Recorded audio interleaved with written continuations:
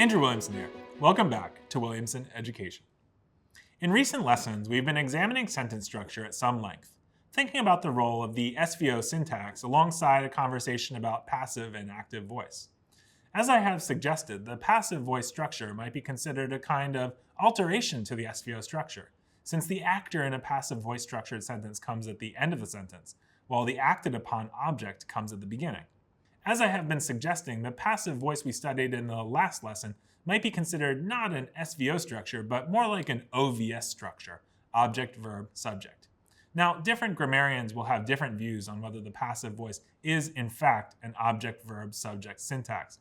But for all practical purposes, it's worth thinking of the passive voice in this way. In today's lesson, we're going to zoom out a little bit and think about sentence structure from a wider perspective. In particular, we're going to look at so-called clause structure, or the way in which clauses are formed and arranged in sentences. This lesson on clause structure will cover the difference between two types of clauses that I have already mentioned in an earlier lesson. These clauses, namely, are dependent and independent clauses. We'll look at what qualities make a clause either dependent or independent, and then we'll think about how to attach these types of clauses to each other to form proper sentences. As we have already learned, a clause is defined as a group of words that contains both a subject and a verb. This definition serves to distinguish clauses from phrases, which lack a subject and verb construction. That's not the end of the story, though. In reality, clauses themselves come in two kinds, dependent and independent.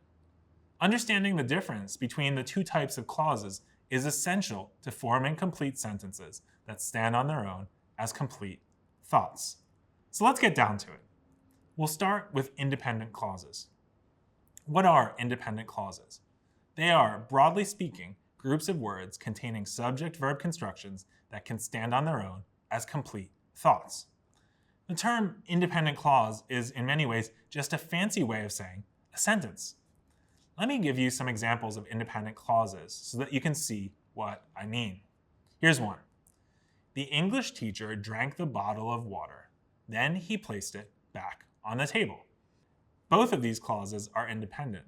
They both contain a subject-verb construction, and they both express complete thoughts to be terminated in writing with a period, which is also known as a full stop. As long as a group of words meets these conditions, it is considered an independent clause. Now, what about dependent clauses? What are they? Dependent clauses are groups of words containing subject-verb constructions that cannot stand on their own as complete thoughts. Dependent clauses are also known as subordinate clauses, and the word subordinate means lower in status or less important than. From a syntax perspective, dependent clauses are less important than independent clauses because dependent clauses cannot stand on their own without the support of an independent clause. Let me give you a few examples of dependent clauses so that you can see what I mean. Here they are. Because I wanted to eat dinner. So that we can go to the basketball game. Although they would like to come in first in the race.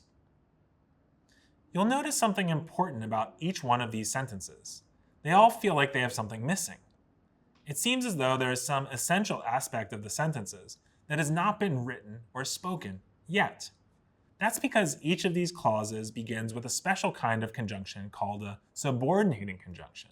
For instance, because, so that, and although. There are in fact many more subordinating conjunctions in the English language than just these three. Subordinating conjunctions serve to make clauses into dependent or subordinate ones. Notice that in all three of these cases, if I simply remove the subordinating conjunction, then the remaining clause is actually an independent clause. These dependent clauses cannot stand on their own as complete thoughts. They need to be attached to independent clauses in order to function properly from a syntactical perspective. You'll notice that an important distinguishing factor that separates independent and dependent clauses is whether the clause can, quote, stand on its own as a complete thought. This leads to the logical next question. How do I know whether a thought is complete on its own? My students ask me this question often, and they are very right to be asking it. Unfortunately here, I do not have a great answer about how to tell whether a thought is complete in itself or not. Certainly, if a clause begins with a subordinating conjunction, you can pretty well guess that it's a dependent clause. Other than that, though, you will need to train your intuitive sense of completeness through reading, writing, speaking, and listening in immersive English language environments so that you have a sixth sense about whether an idea has reached its logical conclusion. I often tell my students to ask themselves whether reading a given clause, does it feel like some really important piece of information is missing from the sentence? If so, it may be that the sentence is dependent. But this is an imperfect solution because it relies on feeling rather than on repeatable logic. In this, as in many matters, there is simply no substitute for time spent in a native English-speaking environment. So you might be wondering at this stage, if dependent clauses cannot stand on their own as complete thoughts, how do I use them to form sentences? Well, as the name suggests, dependent clauses depend on other clauses for support. More specifically, dependent clauses rely on independent clauses. In order to form a sentence using a dependent clause, this clause must be attached to an independent clause. While a sentence involving an independent clause may have only one clause, let's say the independent clause, a sentence involving a dependent clause will have at least two clauses, the dependent and the independent clause. Let's look at how to form sentences involving independent clauses. We'll use the same three dependent clauses I introduced just a moment ago, so that you can see how to transform a clause that cannot stand on its own into a full sentence.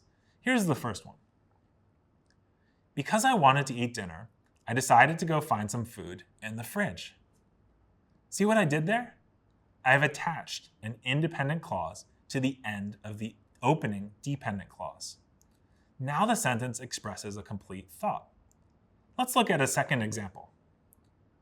So that we can go to the basketball game, we should make sure to finish all of our homework tonight. See? Same deal. Independent clause attached to the end of the dependent clause. We'll look at one last example now. Here it is. Although they would like to come in first in the race, the kids must accept the fact that the adults have longer legs and run faster. Exact same structure, one more time. Dependent clause at the beginning of the sentence, followed by an independent clause on which the dependent clause relies. As I mentioned earlier in the lesson, the subordinating conjunctions that I've used here are not the only subordinating conjunctions in the language. In fact, there are quite a few of them. Words such as after, since, when, if, and where can all, when used in the appropriate context, serve as subordinating conjunctions. These are only a few of many examples of subordinating conjunctions. Now, if you have a question about whether a word is working as a subordinating conjunction, I recommend you consult a reliable dictionary such as the Oxford English Dictionary to confirm your suspicion. You can also find more exhaustive lists of the subordinating conjunctions in English on the internet. And let's not forget, as its name suggests, the subordinating conjunction is a kind of conjunction, that larger category that is one of the 9 parts of speech in the English language. Conjunctions, you'll recall, serve to join together ideas. That's exactly what subordinating conjunctions do. They join clauses. Now, I know I'm a bit of a nerd about these things, but I really like conjunctions. They are often just little, seemingly forgettable words, but they might be my favorite part of speech. Why?